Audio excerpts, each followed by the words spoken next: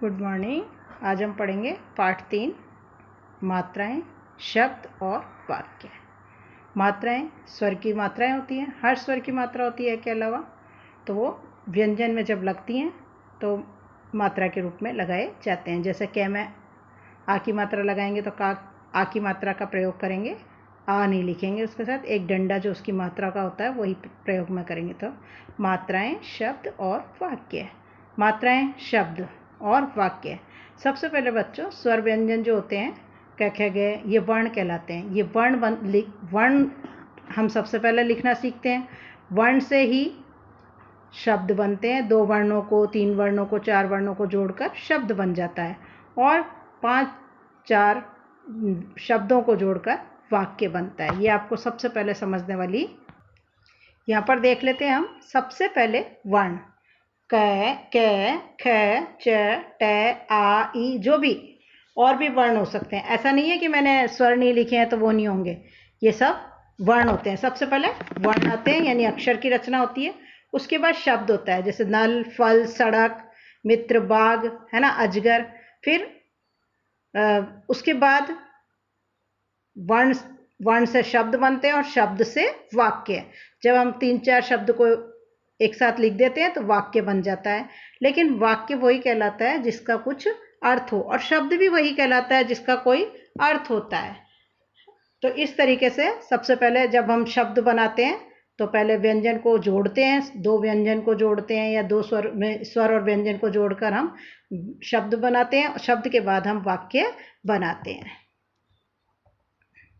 अब हम पढ़ेंगे, जब व्यंजन पहले और स्वर बाद में आए तो स्वर मात्रा रूप में लगाए जाते हैं। जब व्यंजन तो पहले आ जाता है और स्वर बाद में आता है तो उसको मात्रा के रूप में लगाते हैं। आओ स्वरों का मात्रा रूप में प्रयोग जाने। ब के नीचे हलंत है, प्लस आ, तो ब लिखने के बाद हम आ की मात्रा लगाएंगे। ये देखो आ की मात्रा लगी है, आ नहीं लिखना है हमको, आ की मात्रा लगानी है। बा घ, ब प्लस आ प्लस घ इक्वल बाघ। मैं प्लस ई प्लस त्रै, तो क्या हो गया, मित्र। हमने मैं में किसकी, अब ब के बाद आ है तो इसका मतलब ब में आ की मात्रा लगेगी, है ना। व्यंजन पहले आ गया और स्वर बाद में आ रहा है तो इसका मतलब उस व्यंजन में उस स्वर की मात्रा लगेगी। मित्र, जैसे मैं के बाद ई आया है तो हम ई की मात्रा मैं में लगाएंगे। ऐसे ही देखो बच्चों, ले प्लस ई प्लस च प्लस ई, लीची। दोनों में बड़ी ई की मात्रा है ना। ले में ई की मात्रा लगी ली और च में ई की मात्रा लगी ची। इस तरीके से हमको ब प्लस ऊ, यानी ब में ऊ की मात्रा लगानी है, प्लस आ, बुआ। अब यहाँ पर व्यंजन है, व्यंजन के बाद ऊ है तो ऊ की स्वर की मात्रा लगानी है, और यहाँ पर स्वर है ना। ब प्लस ऊ प्लस आ, बुआ। द प्लस ऊ प्लस ध, दूध, यानी बड़ा ऊ लिखा हुआ है तो हमको कौन सी मात्रा लगानी है, बड़े ऊ की, है ना। और द हलंत लग जाता है तो इसका मतलब है कि ये वर्ण आधा हो जाता है, और ऊ की मात्रा लगाने के बाद पूरा वर्ण लिखा जाता है। व प्लस री प्लस श, वृक्ष। क्या बोलेंगे, वृक्ष। तो जो री की मात्रा है, ये मात्रा है री की, इसको हम लगाते हैं। रे प्लस ए प्लस ल, रेल। रे में ए की मात्रा लगेगी, रेल। ब प्लस ए प्लस ल, बैल। अब यहाँ पर एनक लिखा हुआ है तो 2 मात्रा लगती है, ब प्लस ए प्लस ल, बैल। अब देखो, ढ प्लस ओ, ढ में ओ की मात्रा लग गई तो क्या हो जाएगा, ढो प्लस ल प्लस क्या, ढोलक। च प्लस औ प्लस ख प्लस ट, चौखट। चौखट, दरवाजा जिसमें फिट करते हैं उसको क्या बोलते हैं, चौखट बोलते हैं। रे में ऊ तथा ऊ की मात्रा दाईं तरफ बीच में लगती है। तरफ के नीचे क्या है, नुक्ता, है ना, तरफ। अब दाईं तरफ कौन सा है आपका, दायां हाथ कौन सा है आपका, जिससे आप लिखते हो, वो दायां हाथ है। तो रे प्लस ऊ प्लस कै प्लस ना, रुकना। ये देखो, छोटे ऊ की मात्रा इस तरीके से लगती है रे में, और बड़े ऊ की मात्रा में एक छोटा सा पहले डंडा निकालते हैं, उसके बाद उसको हम लगाते हैं, जैसे ये और फिर यूं, ऐसे लगती है ये, है ना, रे में। ये लगाया, फिर आपका ये मात्रा लगेगी। बच्चों, आ ई ओ तथा औ स्वरों के मात्राएं व्यंजन के दाईं तरफ लगती हैं, यानी जिस हाथ से आप लिखते हो उस तरफ लगती है। ई, छोटी ई जो है, उसकी मात्रा व्यंजन के बाईं तरफ लगती है, बाईं तरफ, जिस हाथ से हम नहीं लिखते हैं, है ना। कई लोग तो लेफ्ट से भी लिखते हैं, लेफ्ट और राइट, तो आपको इससे समझ में आएगा।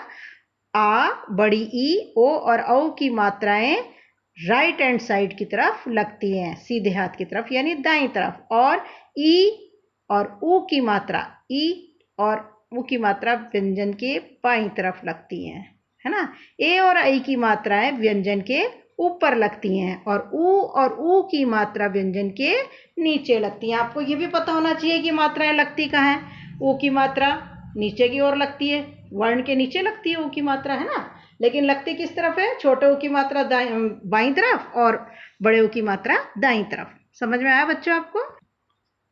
वर्णों का ऐसा मेल जिसका कुछ अर्थ हो शब्द कहलाता है। वर्णों का ऐसा मेल जिसका कोई अर्थ हो, यानी जो वर्ण बिना मेल के बनते हैं, जिनका कोई अर्थ नहीं होता, वो शब्द नहीं कहलाते हैं। आओ शब्द बनाना सीखें। आओ शब्द बनाना सीखें। जब 2 या 3 स्वर एक साथ आते हैं, आ प्लस ओ, आओ, दोनों स्वर हैं।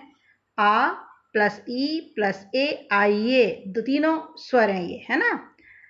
आओ शब्द बनाना सीखे। जब 2 या 3 स्वर एक साथ आ गए तो भी शब्द बन जाएगा। आओ, आओ का अर्थ होता है आपको बुलाना, और आइए का अर्थ भी होता है कि जब आ जाता है कोई तो हम बोलते हैं आइए बैठिए, है ना। स्वर जब शुरू में आता है और उसके बाद व्यंजन आता है, स्वर जब शुरू में आता है और उसके बाद व्यंजन आता है तो भी शब्द बनते हैं। जैसे ए प्लस न प्लस कै, ऐनक।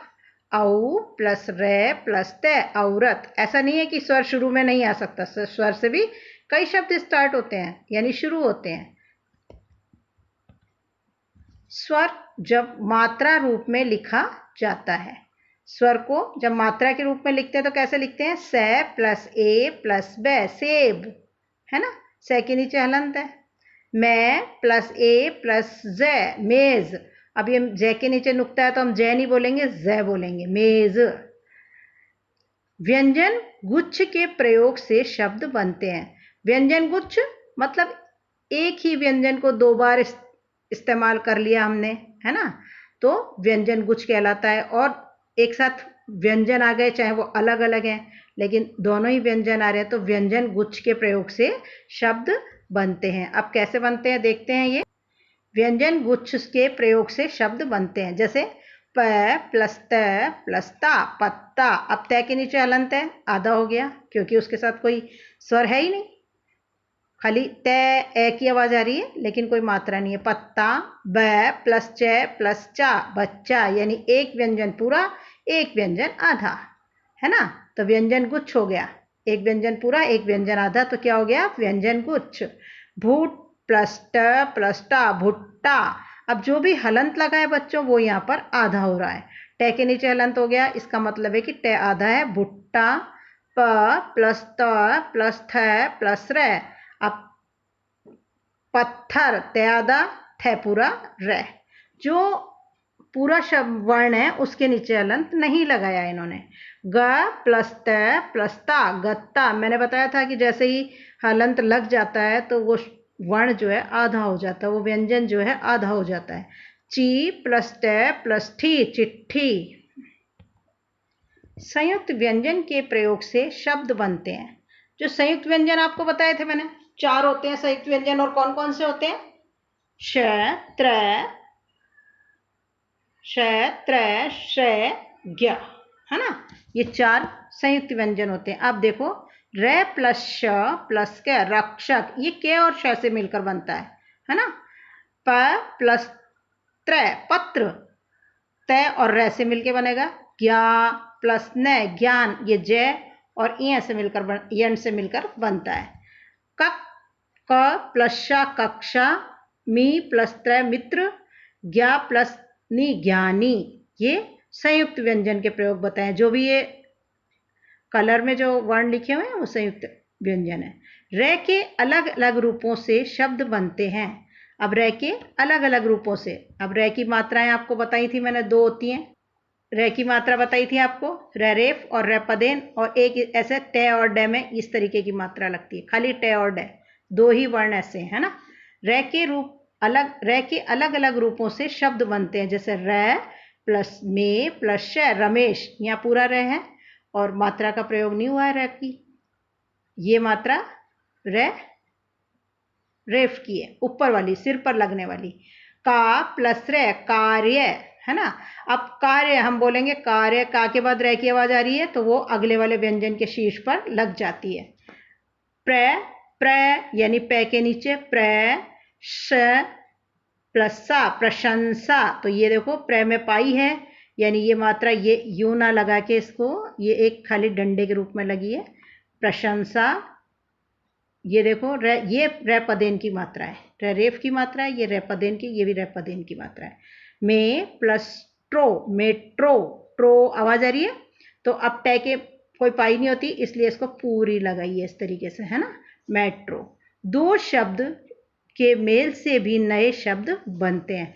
बच्चों जब दो शब्दों को हम जोड़ते हैं और लेकिन उन दोनों शब्दों को अलग अलग रखते हैं तो उसका अर्थ अलग अलग होता है, लेकिन अगर हम उसको जोड़ देते हैं तो उसका अर्थ एक हो जाता है ना।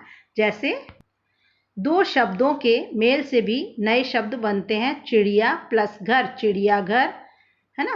वर्ण प्लस माला, वर्णमाला। अब हम वर्ण, एक एक वर्ण होगा तो वर्ण हो गया, और माला मतलब पूरे वर्णमाला, पूरी, जैसे मोतियों की माला होती है ना, उस तरीके से एक साथ वर्णों को लिखना। शब्दों का ऐसा क्रम जिसका कुछ अर्थ हो वाक्य कहलाता है।